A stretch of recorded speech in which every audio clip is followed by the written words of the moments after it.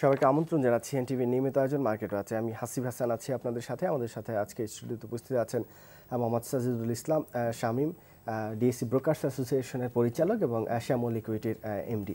শামীম ভাই, আপনাকে স্বাগত জানাচ্ছি। দর্শক, আপনারা আমাদের সাথে যোগ দিতে পারেন, স্ক্রিনে দেখানো নাম্বারে ফোন করে আপনাদের মতামত জানাতে পারেন, কিংবা অন্য কোনো প্রশ্ন থাকলে আপনারা সেটা করতে পারেন। শামীম ভাই, অনেক দিন হলো বাজারে সেই গতিটা নেই। অনেকেই বলছেন যে ঈদের পরে বাজার ভালো হবে, এবং সেই যে বলছেন তার নির্দিষ্ট কোনো কারণ হয়তো তারা ব্যাখ্যা করতে পারছেন না। কিন্তু আবার অনেকেই ধারণা করছেন যে যেহেতু বাজেট চলে গেছে, এখন খারাপ কিছু নেই, বাজারে এই মুহূর্তে টাকা ঢোকারই একটা সম্ভাবনা তৈরি হয়েছে। কারণ নেগেটিভ কোনো কিছুই এই পুঁজিবাজারের জন্য নেই, যা আছে সবই পজিটিভ। তারপরও মানুষের আস্থা নেই, ওই পরিমাণ আস্থা না থাকার কারণে পুঁজিবাজারে টাকা ঢুকছে না। কিন্তু সবাই এই একটা প্রত্যাশা তৈরি হয়েছে। আপনার কি মনে হয় সেই প্রত্যাশাটা যদি প্রাপ্তির সাথে একটা সামঞ্জস্যপূর্ণ না হয়, তখন কিন্তু আবার দেখা যাবে যে যতটুকু বাড়ার কথা তার চেয়ে বেশি নেগেটিভ হবে? এটাকে কিভাবে আপনি দেখছেন, এবং আপনার কি মনে হয় আসলেই বাজার খুব বেশি ভালো প্রত্যাশা করাটা ঠিক হবে কিনা?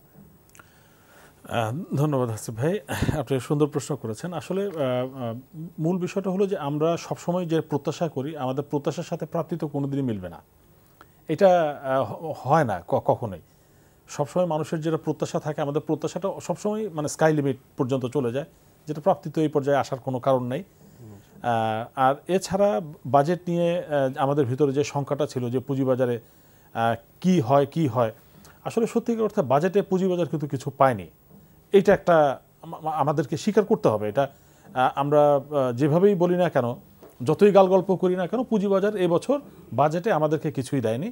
যা ছিল তাই, বরঞ্চ কোনো কোনো ক্ষেত্রে আমাদের জন্য আসলে কিছুটা ক্ষতিরও কারণ হয়েছে আমি মনে করি। কিন্তু তারপরেও বাজেটে অন্যান্য যে প্রাসঙ্গিক যে বিষয়গুলো আছে, যেমন আপনার ব্যাংকে টাকা রাখার যে একটা ব্যাপার, তারপরে ভ্যাট একটা ব্যাপার, এইগুলো যদি আমরা বিচার বিশ্লেষণ করি, নর্মালি কিছু ফান্ড ফ্লো হয়ে আসলে পুঁজিবাজারে আসার কথা, এটা তো নর্মাল একটা ব্যাপার। সেই দিকটা বিবেচনা করলে আমরা মনে করতে পারি যে এখন যেহেতু বাজেট চলে গেছে, আর যেহেতু রমজান মাস এখন চলছে, প্রত্যেকেই একটু স্থবির, অনেক বিনিয়োগকারী আসলে এই সময় খুব একটা সক্রিয় থাকেন না, প্রায় সময় দেখা যায়। তো নর্মালি আর এখন যেহেতু একটু মন্দা অবস্থায় যাচ্ছে, সামনে মন্দার পরে তো আসলে আর নতুন মন্দা হবে না, মন্দার পরে ভালোই হয়, এটাই স্বাভাবিক ব্যাপার। তো সেদিক থেকে বিচার বিশ্লেষণ করলে আমার কাছে যতটুকু মনে হয় যে সামনে বাজার আসলে ভালো হওয়ার, বা আসলে যতটুকু আস্থার জায়গা নিয়ে কিন্তু আর আসলে বেশি কিছু বলার নাই। কারণ 2010 সাল থেকে আমরা খালি বারবার বলে আসি আস্থা নাই। বিষয়টা কিন্তু একদম ঠিক না। আস্থা নাই এই কথাটা একদমই ঠিক না। কারণ আমাদের যে রিফর্মসগুলো দরকার ছিল, অনেক রিফর্মস হয়েছে। এখন কিন্তু আস্থার জায়গার কিন্তু খুব একটা অভাব নাই। এখন বাজারে বিনিয়োগ আসছে, বিনিয়োগ করতে হবে। বিনিয়োগ করলে এখান থেকে রিটার্ন আসবে। বিনিয়োগে অনেক ক্ষেত্রেই ভুল বিনিয়োগ হয়। এখন আমরা যখন কেউ পুঁজিবাজারে বিনিয়োগ করি, আমরা সময় এবং নির্দিষ্ট প্রাইস এটা যখন আমাদের ম্যাচ না করে, তখন ভুল হবেই, এটাই খুব স্বাভাবিক ব্যাপার। তো এই দিকগুলো যদি বিচার বিশ্লেষণ করে, সময় এবং একটা পণ্যের প্রাইসটা যদি আমরা ঠিক মতো বিচার করে বিনিয়োগ করতে পারি, তাহলে আমাদের এখান থেকে লোকসানের কিছু নাই। এখন আমার কাছে মনে হয় যে বাজারে বিনিয়োগের একটা ভালো সময়, প্রাইস ওয়াইজ ভালো সময়, সামনে দিনগুলো ভালো। আপনি বললেন যে মানে আস্থার কোনো সংকট নেই, এবং আরেকটি কথা আপনি যেটি বলছেন যে প্রাইস দেখে শুনে বিনিয়োগ করার। তো এখন বাজারে যে পরিমাণে চালের দাম, এই অবস্থায় কেউ যদি বিনিয়োগ করে, আপনি যদি কেউ চাল কিনতে চায়, তাকে তো ওই বাড়তি প্রাইস দিয়েই কিনতে হবে। আবার আপনি যদি উল্টো দিকে দেখেন, ক্যাপিটাল মার্কেটের দিকে দেখেন, বাজার এখানে পড়তি বাজার, এইখানে যেটাই কিনবে সেটাই তো সে কম দামে কিনছে। যদি মোটা দাগে আপনি দেখেন, তাহলে এই কম দামে কিনেও আপনি 10 পির কোনো শেয়ার কিনে বা 7-8 পির কোনো শেয়ার কিনেও লোকসানে পড়ছে। এখন ওই যে বিনিয়োগকারী 7 পির কোনো কোম্পানি শেয়ার কিনছে, ভালো ডিভিডেন্ড দেয় প্রতি বছর, তারপর লোকসানে পড়ছে, তাহলে সে আর কি দেখবেন এখানে? এরপরও যিনি লোকসান করছেন, তখন তো আস্থার সংকট থাকি। এবং আস্থার সংকট, আপনি বলেন রিফর্মসের কথা, বিএসইসি অনেক কাজ করছে আমরা দেখছি। আবার আপনারা যারা এখানে সংশ্লিষ্ট, তারা কিন্তু বলছেন বিএসইসি অনেক কাজ করছে।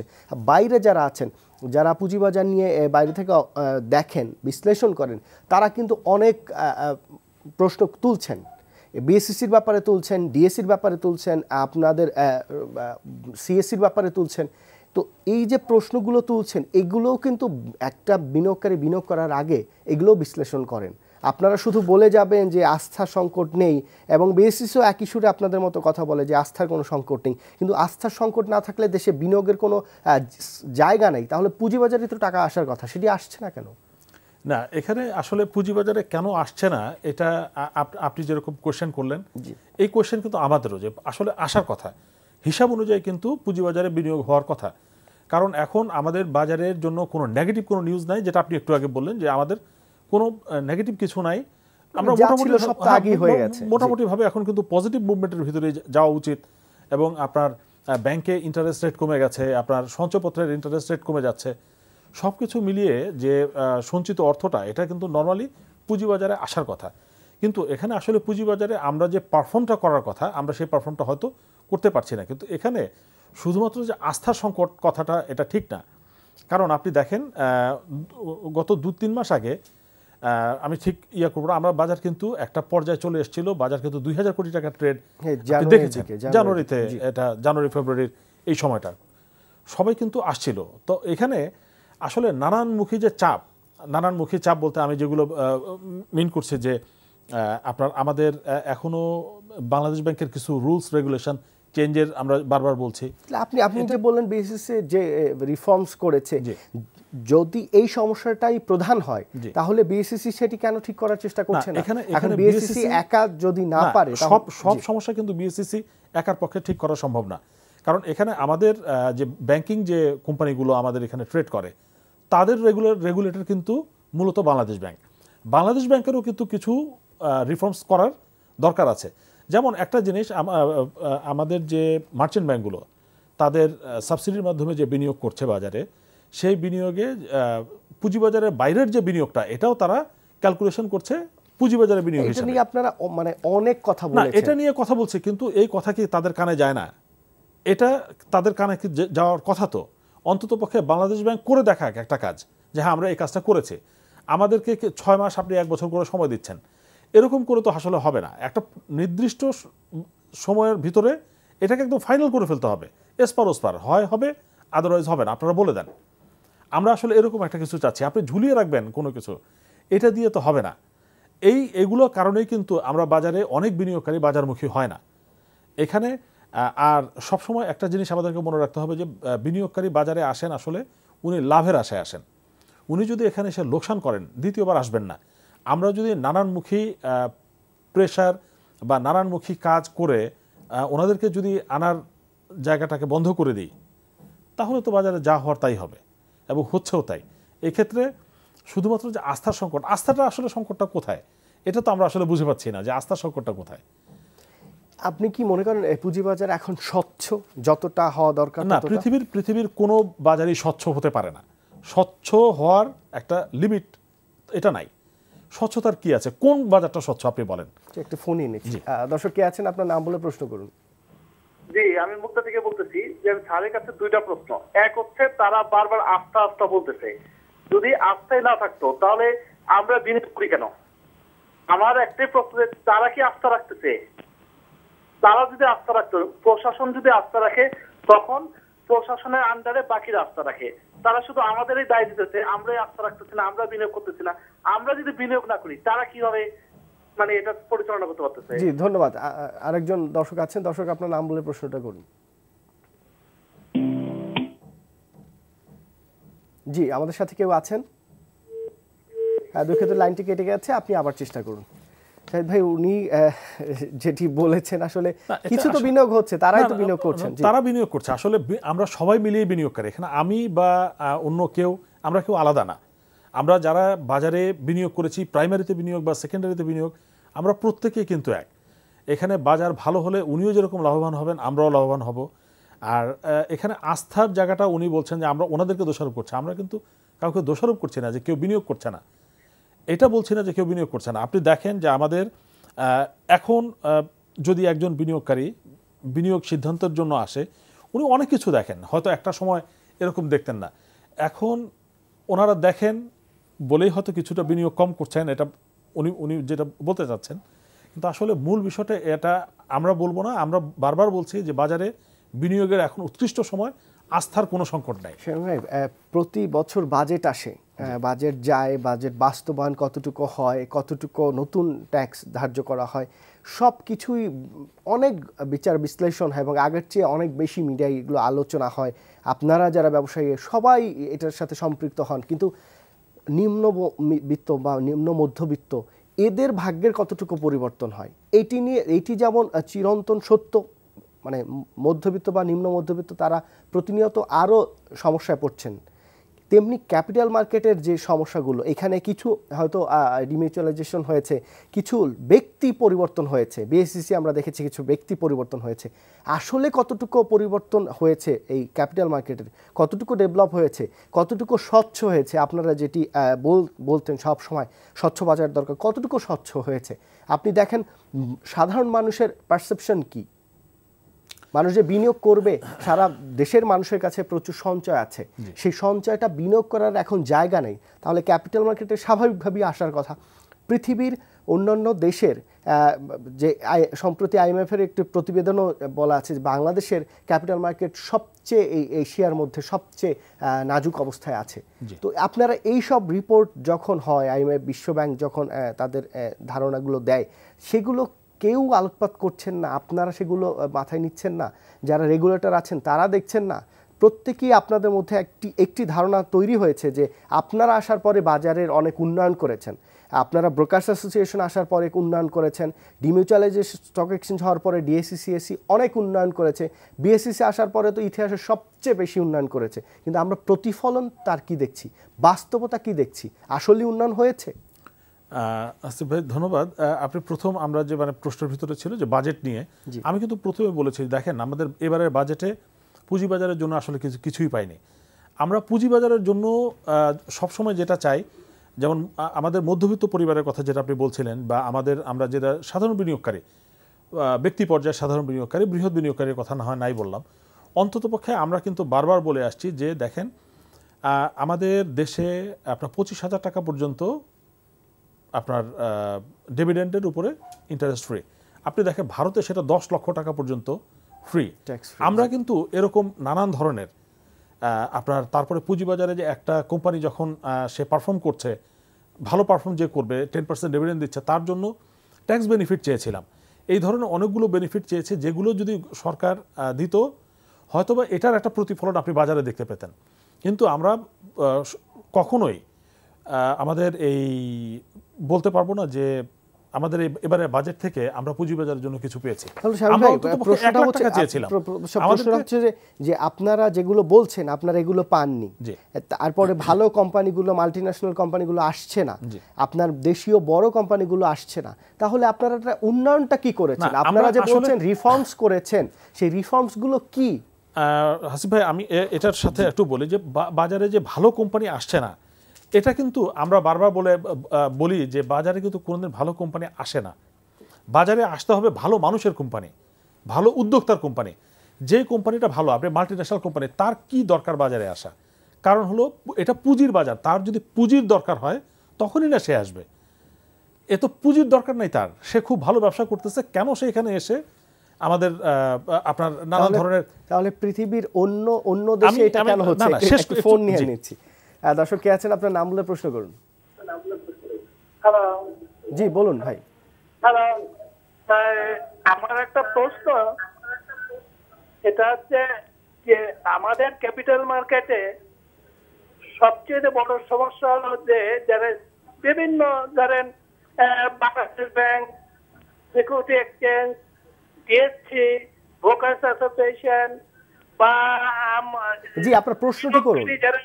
এদের সবাই সম্মিলিত ভাবে একবার বসে বাজেটের আগে আলোচনা করলে ভালো হয়। একে অপরের ধন্যবাদ বুঝতে পেরেছি। আরেকটি ফোন আছে, দর্শক কে আছেন, আপনার নাম বলে প্রশ্ন করুন। হ্যালো, জি বলুন ভাই। আমি জাহাঙ্গীর বলছি গুলশান থেকে। আমার দুটো প্রশ্ন। আলোচক সাহেব বলেছেন আস্থা আছে এবং অনেক রিফর্ম করেছে। আস্থা এবং রিফর্মের নমুনা কি 100 কোটি 200 কোটি টাকা ট্রানজাকশন? আমার প্রথম প্রশ্ন। আর দ্বিতীয় প্রশ্নটি হচ্ছে আমরা 2011, 12, 13 সনে ফান্ডামেন্টাল শেয়ার দেখে কিনে এখন পর্যন্ত অর্ধেক দামে আমরা পৌঁছতে পারলাম না। তাহলে ওনারা কি রিফর্ম করলেন এবং কি ওনারা পদক্ষেপ নিলেন? ওনারা বড় বড় কথা এখানে বসে বলেন, অথচ ধন্যবাদ আপনাকে। দর্শক, এখানে যারা আসেন, শামীম ভাই একজন ব্রোকার, তার পক্ষে কিন্তু আসলে সব উত্তর দেওয়া সম্ভব না, আপনি এটি স্বাভাবিকভাবে জানেন, কারণ তিনি কিন্তু আইন প্রণেতা না। শামীম ভাই, হ্যাঁ, আমি আসলে যে কথাটা বলছিলাম, আমি ওই কথাটা শেষ করি যে ভালো কোম্পানি বাজারে আসে না, আসতে হবে আসলে ভালো উদ্যোক্তার কোম্পানি, সৎ উদ্যোক্তার কোম্পানি। আপনি যেমন ধরেন আমাদের যে মাইক্রোসফট যখন পুঁজিবাজারে এসছে আমেরিকাতে, তখন কিন্তু আজকের মাইক্রোসফট মানে $100 বিলিয়ন কোম্পানি ছিল না। একটু সংক্ষেপে শেষ করি যে আমরা আসলে কি পেলাম বাজেট থেকে, এটাতে ছিলাম এখানে একটা কোম্পানি আসবে তখনই যখন সে এখানে কোনো ট্যাক্স বেনিফিট অথবা অন্য কোনো সুবিধা পাবে। এই ধরনের কোনো সুবিধা যদি না পায়, তাহলে কোম্পানি, ভালো কোম্পানি কেন বাজারে আসবে? আপনি আমাকে এই জিনিসটা আমি আজ পর্যন্ত বুঝি না যে কেন আমরা বারবার বলি ভালো কোম্পানি আসছে না, ভালো কোম্পানি আসছে না। ভালো কোম্পানি আসার কোনো সুযোগ নাই, আসতে হবে। বাজেটে যে জিনিসটা আপনারা পাননি বা ফাইন্যান্স মিনিস্টার যেটি কর্পোরেট ট্যাক্স কমাবেন বলেও কমাননি, এইখান থেকে যে বেশি ট্যাক্স পাওয়া সম্ভব তালিকাভুক্ত হলে, সেই জিনিসটা তো তাকে বোঝানো হয়নি, বা ফাইন্যান্স মিনিস্টার বা মিনিস্ট্রিকে বোঝানোর একটা ব্যাপার ছিল, মিনিস্ট্রিকে আরো দায় ছিল এখানে। অবশ্যই এটা বোঝানো হয় নাই, এই কথাটা আমি মানতে রাজি না। কারণ উনি যদি না বোঝেন, উনি দেশের অর্থমন্ত্রী, উনি বুঝবেন না, এই জ্ঞান নিয়ে নিশ্চয়ই উনি অর্থমন্ত্রী হন নাই। আমরা তো অনেক ক্ষেত্রে দেখছি যে ওনাকে যেটি মানে বোঝানো হয়, উনি অনেক ক্ষেত্রে বুঝেন।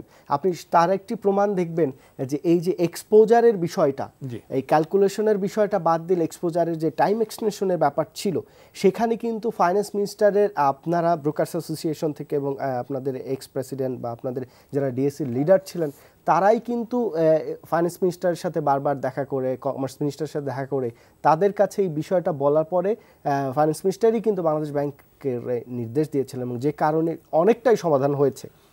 অনেকটা সমাধান হয়েছে, কিন্তু সমাধান আসলে হয়নি। ওইটুকু না হলেও তো হতো না, ওইটুকু না হলে আসলে ওটা কোনো সমাধান না। আমি একটা ফোন নিয়ে নিচ্ছি। দর্শক কে আছেন, আপনার নাম বলে প্রশ্ন করুন। আসসালামু আলাইকুম। ওয়ালাইকুম আসসালাম, জি বলুন ভাই। আমি যশোর মনিরামপুর থেকে বলছি। জি বলুন। বলছি যে ওই বিজ্ঞ আলোচক বললেন ক্যাশ ডিভিডেন্ডের 25,000 টাকা পর্যন্ত ট্যাক্স ফ্রি, কিন্তু আমার একটা আছে, ওখানে প্রিমিয়ার লিজিং শেয়ার কেনা ছিল, 5% ক্যাশ ডিভিডেন্ড পেয়েছে, তাতে আসে 10,800 টাকা আসে। ওখান থেকে আপনার কেটে নিয়ে 9,180 টাকা আমার ব্যাংক অ্যাকাউন্টে জমা দিচ্ছে, তো 10,800 টাকা থেকেও তো কেটে নেই। জি ভাই, এটি বুঝতে পেরেছি। আমাদের সাথে আরেকজন দর্শক আছেন। দর্শক, আপনার নাম বলে প্রশ্ন করুন। আসসালামু আলাইকুম, আমি মোহাম্মদ সাইফুল্লাহ বলছি, ঢাকা থেকে। জি বলুন। হাসিফ ভাই, আপনাকে অসংখ্য ধন্যবাদ। আমি দেখি দীর্ঘদিন যাবৎ আপনি বিনিয়োগকারীদের মানে মনের কথাগুলি বলেন। আপনি যত কথা বলে দেখছি মার্কেটের পজিটিভের দিক দিয়ে, আপনি যে কথাগুলি, এগুলি যদি শুধু কর্তৃপক্ষ মানে এই আপনার কথাগুলিকে অনুসরণ করে কাজ করে, তাহলে কিন্তু মার্কেট দাঁড়া যেতে পারে। এখানে আমরা বিনিয়োগকারী হিসেবে দুইটা জায়গায় সমস্যা দেখছি, একটা হলো বাংলাদেশ ব্যাংক আর হলো অর্থ মন্ত্রণালয়। যেমন কিছুদিন আগে মনে করেন অর্থমন্ত্রী বলছে যে এই বাংলাদেশের মার্কেট নাকি পুঁজিবাজারে খুব স্থিতিশীল, কোনো সমস্যা নেই। তো ওই যদি এই মার্কেটে স্থিতিশীল মনে করেন, তাইলে এই মার্কেট ঘুরে দাঁড়াবো কিভাবে? আপনারা বলতেছেন যে স্থিতিশীল না, আর উনি দর্শক ধন্যবাদ। আর আপনি যে কথাটি বললেন, এটি আসলে আমার দায়িত্ব, যে সমস্যাগুলো আছে আমরা চেষ্টা করি যে সমস্যাগুলো পুঁজিবাজার আছে সেগুলো তুলে ধরতে, এবং অতিথিরা যারা আসেন তারাও তার জবাব দিতে। আপনাকে ধন্যবাদ শামীম ভাই। অনেকগুলো প্রশ্নটা যেটা ট্যাক্সের ব্যাপারে যিনি বললেন, এটা হলো বছর শেষে যখন উনি রিটার্ন জমা দেবেন, সেই ক্ষেত্রে এটা যোগ বিয়োগ করে উনি যদি রিটার্ন পাবেন, এটাই হলো। বাংলাদেশের ইতিহাসে কখনো কিন্তু ট্যাক্স ফেরত পাওয়া যায় নাই, মানে যেটি দেয়া হয়েছে সেটি ফেরত পাওয়া যায় না। এবং এনবিআর এর সাবেক চেয়ারম্যান, সাবেক কমিশনার, তাদের সাথেই আমি ব্যক্তিগতভাবে কথা বলেছি। এখানে এই প্রোগ্রামেও তারা বলেছেন এই ট্যাক্স পাওয়া মানে ফেরত পাওয়া সম্ভব না। শুনেন, এটা ট্যাক্স ফেরত পায় না, সেটা এক জিনিস, ফাঁকি, এটা শুভঙ্করের ফাঁকি। কিন্তু এখানে আরেকটা বিষয় আছে, যদি আপনি মিউচুয়াল ফান্ডে বিনিয়োগ করে থাকেন, মিউচুয়াল ফান্ডে বিনিয়োগ করলে 25,000 টাকার সরাসরি কিন্তু আপনি ট্যাক্স বেনিফিটটা পাবেন। এটা মিউচুয়াল ফান্ড ওইভাবেই আপনাকে দেয়। আর অন্য যে ডিভিডেন্ডগুলো, এটা আপনাকে আসলে বছর শেষে আপনার রিটার্নের সাথে সমন্বয় করতে হয়। এটাতে আসলে আমাদের বা কোম্পানির কিছু করণীয় নাই।